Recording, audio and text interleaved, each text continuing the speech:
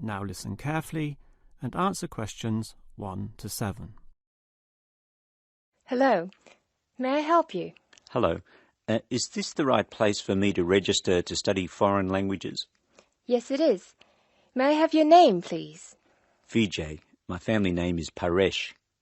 Vijay Paresh. Okay. Do you have a telephone number? Yeah. 909-2467. Thank you. Now, which language would you like to learn? We offer French, Italian, Cantonese, Mandarin, Spanish, Portuguese. I'd like to learn Spanish, please. Okay. Our classes are conducted in lots of different places. We have classrooms in the city and here in this building. What's this building called? This is Building A. I work near here, so it'd be best to study in Building A. What time do you want to come to lessons? They go on for 3 hours and they start at 10 a.m., 4 p.m., and 6 p.m. I wish I could come to the daytime lessons, but I can't. So 6 p.m, please. That's our most popular time, of course. Have you ever studied Spanish before? No, I haven't. We describe our classes by level and number. Your class is called Elementary 1. Okay. When will classes start? Elementary 1 begins, just a minute. It begins on August 10. Great. Now what else do I have to do?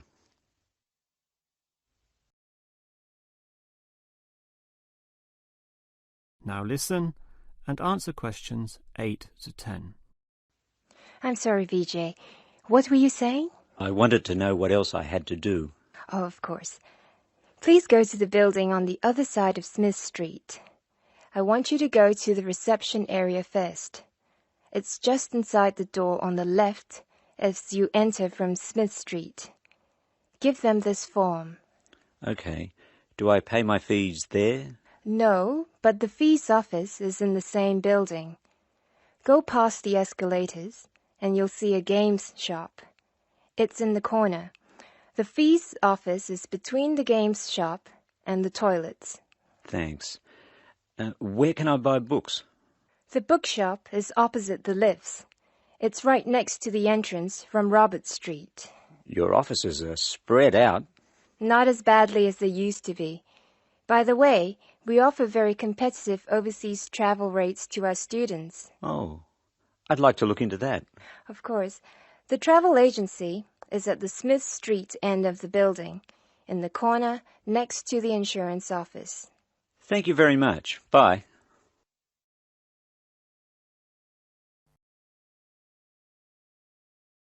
Now, listen carefully and answer questions 11 to 16. Good afternoon. Hello. How can I help you? I'd like to make a transfer, please. You want to transfer some money? That's fine. Let me just bring up some details. Right, here we are. Can you tell me your name, please? It's Alice Deltour. Okay, and your date of birth? 20th of February 1982. Right, and for security, can I have the first letter of your password? It's V. And the fifth letter? That's F. Fine. Now, where do you want to make the transfer to and from? I'd like to send money from my current account abroad. Which country are you sending it to? To China. My boyfriend is on holiday there, and he's run out of money. Oh dear. China, okay. Now, there are several ways to do this. We can do it by credit card, by electronic transfer, by cheque or by banker's draft. I'm not sure. What's the best way? Well, that all depends. The simplest way is by cheque, really. I just write the cheque and send it. Yes, but it can be very slow and take a long time for the money to clear, between 3 to 4 weeks. How soon do you need the money to get there? I'd like it to get there in the next couple of weeks.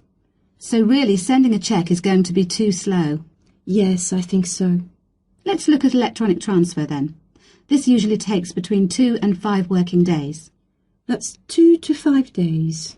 Working or business days. If you send it on Friday, it will get there the following Friday at the latest. I see. That's much better. Yes, but we do charge a fee for this. We charge a flat fee of £21, and on top of that the receiving bank may charge a fee, and an agent may also charge you for transferring the money between banks. So how much is it altogether? We can't give you an exact amount. You need to check it with the receiving bank and any agents that they use. I see. Also, you can send it in sterling or dollars from here, but there will be an additional fee depending on the exchange rate when you convert it into renminbi. So there will be another charge too? I'm afraid so. Does it make any difference if I send it in dollars or sterling? It could make a difference according to which currency has the best exchange rate. The other difference is this. If you send dollars, the amount goes through the US clearing system. We send the money to our branch in London. They then send it to our branch in New York, and the New York branch sends it to the bank in China. It goes all around the world then.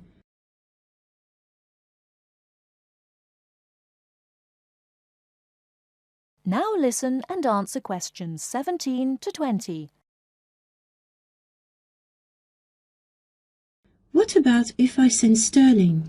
In that case, we send it to our branch in London. From there it may go directly to China, unless the bank in China has an agent in London, in which case we transfer it to the London agent, and they send the money on to China. So how do I proceed with the transfer? OK, first we'll need some details about the beneficiary from you. The who? The beneficiary, the person receiving the money. OK, what do you need to know? We'll need the full name of the beneficiary and their account number. OK. You need to tell us the name of the bank in China and the address of the branch. We also need the bank's sort code and the SWIFT number. What's a SWIFT number? Basically, it's an interbank code. It helps banks identify each other through a unique code number. OK, and that's spelt?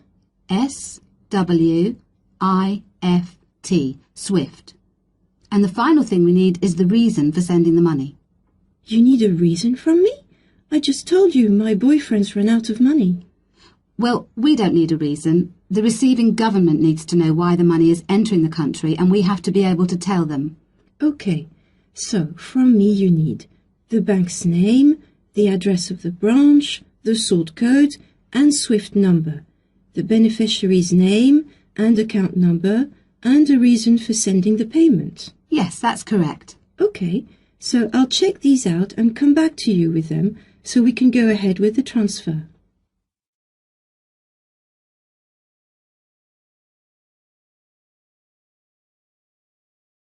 Now listen carefully and answer questions 21 to 25.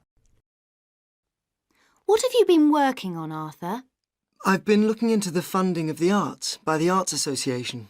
Oh, Mr. Simpson gave you that topic, did he? Yes, it's not too difficult. At least all the facts and figures are easy to find, or I think they will be. I've done a lot of useful stuff already. Simpson hasn't asked me to present my research for the past few seminars, so I think he might ask me this time. Well, what have you found out? Well, it's big money at the Arts Association. £330 million from the government and £118 million from the lottery. Let me see, I've got my notes here. Now, the Arts Association mission statement tells us that it exists to develop, sustain and promote the arts. So that's clear. But then we need to know exactly how it can do this. However, before we get to that, there are certain issues which the association must take into account. What are those issues? They are, first, access. This is the idea that the arts mustn't be just for the few. Not just Italian opera, but pop concerts too. Something like that. Other issues are education, cultural diversity, social regeneration and social inclusion. All these are different ways of saying that the arts are for everyone. All right, but what does it actually do? It does what it wants, I think. The government does not interfere in its activities, but demands that it gets value for money for its funds. But there must be certain programmes that it carries out. Oh, yes. There is the touring programme, which is what it says. That is, a programme to support... Give money to? Yes, that's right. To support touring companies, for example, dance companies, orchestras and so on. There is also the recovery programme. What on earth is that? It's a financial programme to give extra money to organisations which are financially in a bad way, or which might have financial difficulties in the future. Like it says, it's for their recovery. It all seems very complicated. It is.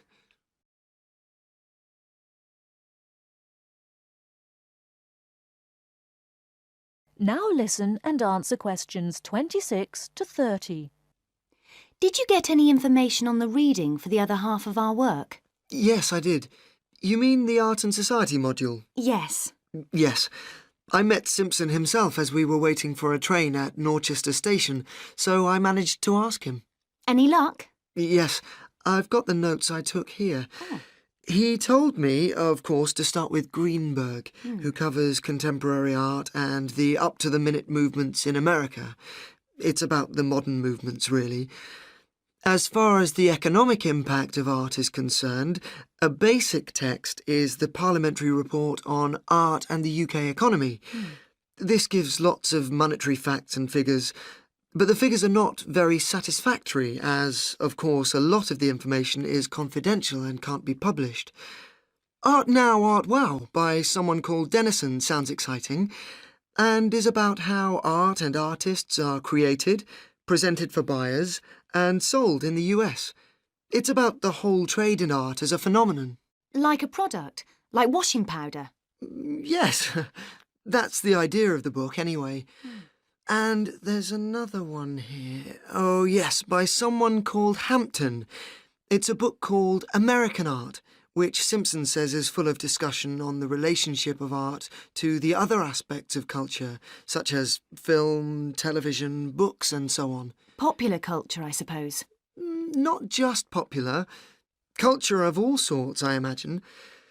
Finally, for the spiritual and more abstract aspects of art, he recommends Art and the Mind of Modern Man by Frick. It's sort of about how art relates to how we think. He did have lots of other recommendations, but luckily his train arrived before he could move on to them. These seem enough to me. Yes, they're a good place to start. We will be busy.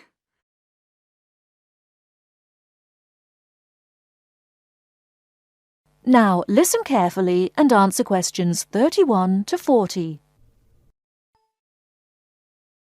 Good afternoon, everybody. My name is Sally Miller, and I'm here to offer you some advice on legal matters whilst you are studying at this university. Happily, most international students complete their courses without running into any serious legal problems. But if you do find yourself involved in a legal dispute of any kind, ask for help. There are two options. First, contact the students' union or welfare officer. Even if they cannot help you directly, they should be able to advise you where to go for help. The second possibility is to contact the Citizens Advice Bureau in your area. You can find them in the local telephone directory. They will be able to recommend a solicitor if you need one, and tell you if there is a local law centre providing free legal advice. They will also be able to tell you whether you can claim legal aid to help pay for any court and legal fees. Let me give you some basic information about the police. The police have the power to stop and search anyone who appears to be behaving in a suspicious manner. If you are arrested for any reason, even if you know it to be a wrong reason, remember a few very important things. 1. Don't be aggressive. 2. Do not try to bribe the police officer. 3. If you are arrested by plainclothes police officers, ask to see some form of identification. 4. Give your true name and address if the officer asks you to. Lying to the police is a criminal offence. 5. Do not sign any statement until you have received advice from a solicitor. There is always a solicitor on duty at every police station. 6. You will be entitled to make one telephone call. If you use this call to telephone a friend, urge your friend to contact someone from your university or from the students' union and get advice about what you should do next. If you find yourself in trouble with the police, it is very important to get professional advice. Contact any of the following: your university welfare officer, the students' union at your university, your local citizens' advice bureau, a local law centre. If you are found guilty of an offence, it could seriously damage your position as an international student, so be sure to ask for help as early in the process as possible. Remember, obey the local laws. The laws here may not be quite the same as in your own country. Here are a few examples of actions that are illegal here. It is against the law to possess offensive weapons. For example, knives, guns, chemical sprays used for personal defense. Even women are not allowed to carry sprays or other deterrents to protect themselves against possible assault, except for rape alarms. Possess or supply hard or soft drugs. Disturb the peace. This is called disorderly conduct. This means that you can be arrested for being too noisy or rowdy. A few words about drinking. In this country, it is perfectly acceptable for adults to drink alcohol in moderate amounts. For many people, drinking is an established part of their social life. Going out for a drink is how they relax or spend time with friends. If you go to a party or visit people at home in the evening, your host will probably offer you a drink. Often a lot of university social life can revolve around drinking, especially for undergraduates. Do not be surprised if people arrange to meet in a bar, or if events are held in a pub. But you are not obliged to drink alcohol if you do not want to, even if you are in a pub or at a party where everyone else is drinking. You can always ask for a non-alcoholic drink instead. And if you feel uncomfortable going to places that serve alcohol, explain this to your friends. There are lots of other places where you can meet. If you do choose to drink, remember that you should never drive a motor vehicle after drinking alcohol. It is dangerous, and the police can impose serious penalties on you. Also, remember that being drunk in public is not acceptable either, and the police can arrest you for it. Drugs and alcohol can cause serious problems. Let me repeat that in this country it is illegal to use drugs, except under medical supervision. But if you do use illegal drugs and you develop a problem, there are organisations you can contact. Contact your students' union or your student counsellor. Anyone over 18 years old can legally buy and consume alcoholic drinks in this country. But if you think you might be drinking too much, get help and advice from your student counsellor or your doctor. Again, there are special organisations that can help you with drug and alcohol problems. Contact them. You now have half a minute to check your answers.